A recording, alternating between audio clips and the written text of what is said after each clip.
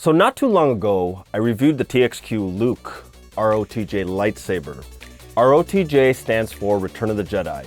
This was a character replica lightsaber based on the one Luke Skywalker built in Tatooine.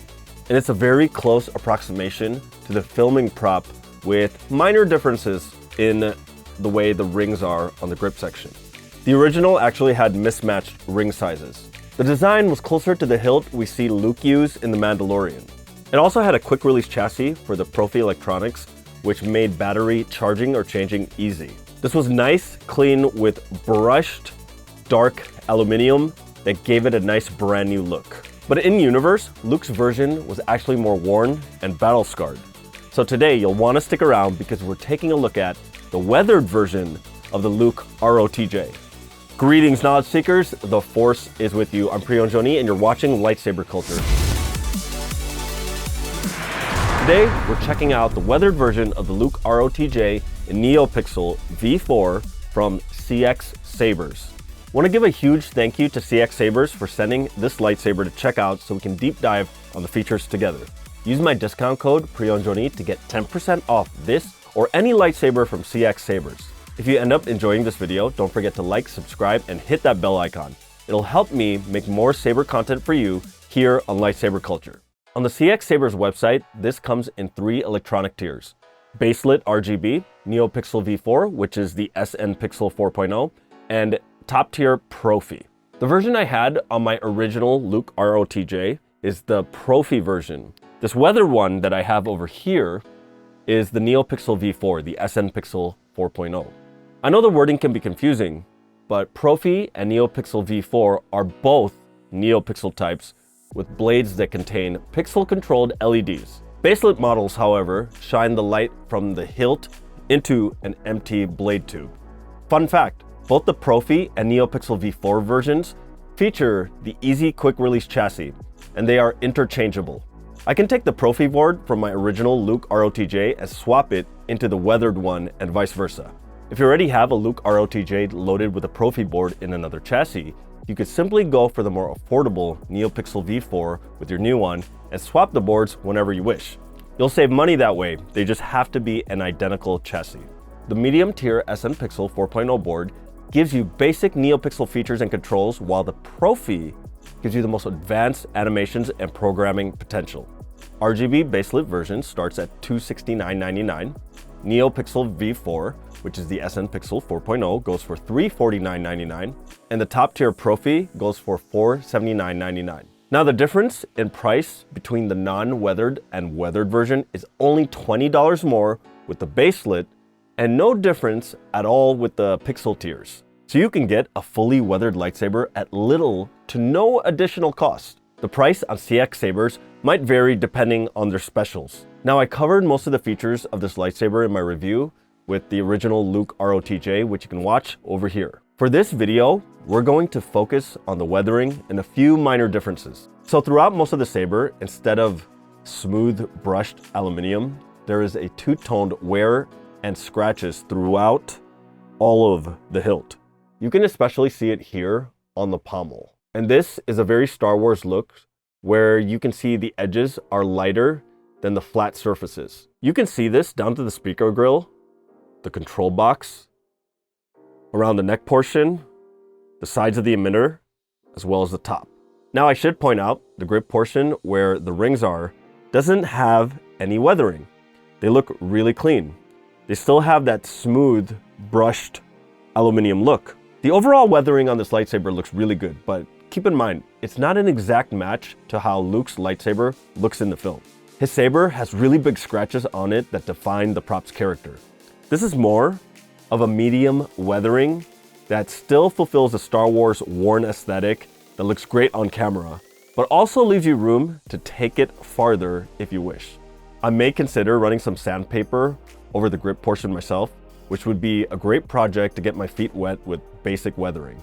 When I first picked up the saber, it was delivered in cold weather, and the metal felt like textured ice or metal from condensation, but it's really the texture of the weathering job. Now, outside of the electronics, there are a few differences to the build versus the non-weathered version. Starting with the triangle D-ring right here. The weathered version is much smaller. See, check this out right there. This is more consistent with 2 of the 4 variations from Return of the Jedi, with the other 2 being an O shape and D shape. A smaller D-ring would also make it help dangle less when hanging it on a belt clip. Also, there's a difference when you're twisting the pommel shut in terms of how the D-ring lines up with the control box. In the film, all 4 versions line up or closely line up to the same side as the control box. If you're cosplaying, you generally want the D-ring to be on the opposite side of the control box to prevent it from poking you. The non-weathered version is exactly that. Here's the control box. D-ring is exactly on the opposite side. The weathered version is actually near a perpendicular angle from the control box. In fact, it's not a perfect 90 degrees. It's actually closer to 100 degrees. So here's the control box. Look at the angle of the D-ring. And once again, here is the unweathered version. It's on opposite sides. Now, it's not a terrible angle since it still faces the box away, but it's not as far as the non-weathered version goes. What's nice about this angle is if you're cosplaying, this angling shows off the side of the control box with the lights. Now, one of the things that I really love about the build quality of the non-weathered version is how it felt with its threading. It felt like it was built with precision. Each part of the saber, from the speaker grill to the emitter, the grip, all the way to the top, it would all screw on and off really smooth. You don't feel any grinding or any heavy squeaking. And when you're closing it, there's a perfect stop to where everything angles up just perfectly. It's not a squeeze into that position, it just stops. And not all lightsabers are built like that. Now with the weathered version, the speaker grill, it's smooth. The emitter, that too. And same goes for the neck. But when you get to the pommel, the full pommel, I feel a tiny bit of resistance. And when you twist off the grip portion, you hear a little bit of that grinding. So I opened it up to take a closer look at the threading, and I think I know what's going on. Whatever process they did to apply the weathering also mildly affected the threading. Not in any damaging way, but it just doesn't have the same smoothness as the non-weathered version. Now, I know you can remedy this with lubricants. Let me know in the comments if that's something you want to see me try. I would probably start with something non-abrasive like deoxit. Now, before we get to the electronics, let's check out what comes in the box. So this saber came in a really nice box with Arabish characters. Even the texture of this has a little detail to it. It's not the flimsy, thin type of boxes that easily rip. We have our acrylic display stand, which we've seen before with TXQ based sabers. This is not the stand that it comes with. This is my Disney stand that I use with all my lightsabers. So we'll put this away for now. It comes with 2 screen accurate pieces, which is the emitter cover and the pommel tip that replaces the speaker grill. In universe, there's no hole for the blade hole or the speaker grill. It's just clean with this little syringe looking thing on the top. And both of these are weathered, by the way. Take a look at that. And there's the pommel cover. We have our electronics manual. If you ever get lost with the buttons, this is where you go. And we have our toolkit, and with it, it includes the lithium battery charger, along with an Allen key and set screws, and also a blade plug, which I would imagine is not really necessary if you already have the cap. And with that comes a 32-inch dual-ready NeoPixel blade. Now you might think this is it, but wait. When I first got the box delivered, it was huge. It was actually this box, and I thought it came with 2 lightsabers in it. Within that box was also packaged a 3-latch carrying case for your lightsaber. And this is everything it comes with. Now, like I said earlier, the electronics used is a special quick release chassis, which you can interchange with the other Profi one. Just make sure the chassis are identical. The specific one here does not have a USB Type-C charging port. That's why it comes with the battery charger. Now let's put on the blade. All right, now if you're following along in the manual, You're going to be looking under the SNV4 controls, specifically under the 2-button controls labeled Power/Aux.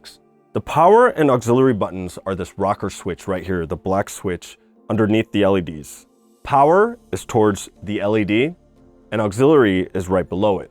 Now the SNV4 is Bluetooth control capable, similar to the XenoPixel V3.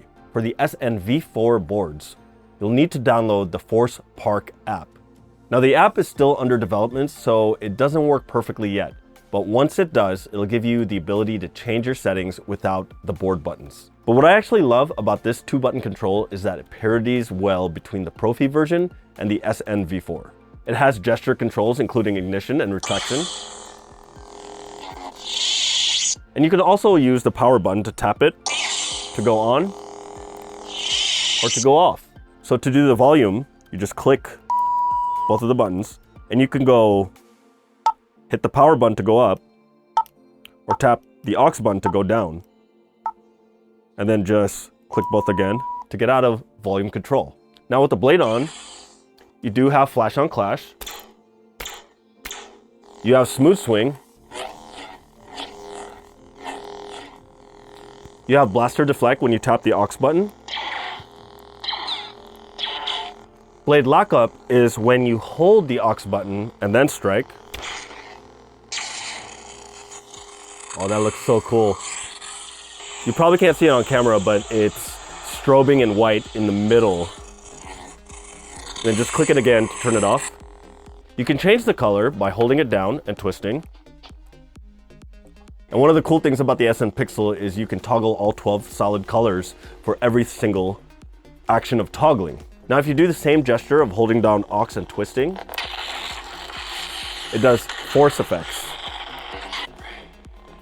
And in total, there are 11 different ignition effects and 9 blade effects, which you can customize for each sound font. And there's a total of 27 sound fonts, which you can change using the 32GB micro SD card, which the board comes with.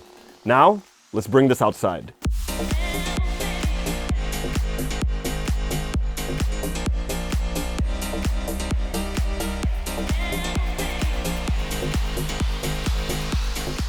So yeah, this is another great replica lightsaber. Probably better as a display and cosplay piece. For spinning, it's okay, but like most replicas, not the most comfortable in your hands, especially when you get pinched right here, which can make it a little difficult to go fast. Once again, big thanks to CXSABERS for sending this. My affiliate discount code is down below. If you want to check out the non-weathered version, watch this over here. Or if you want to improve your lightsaber spinning technique, watch this footwork video now.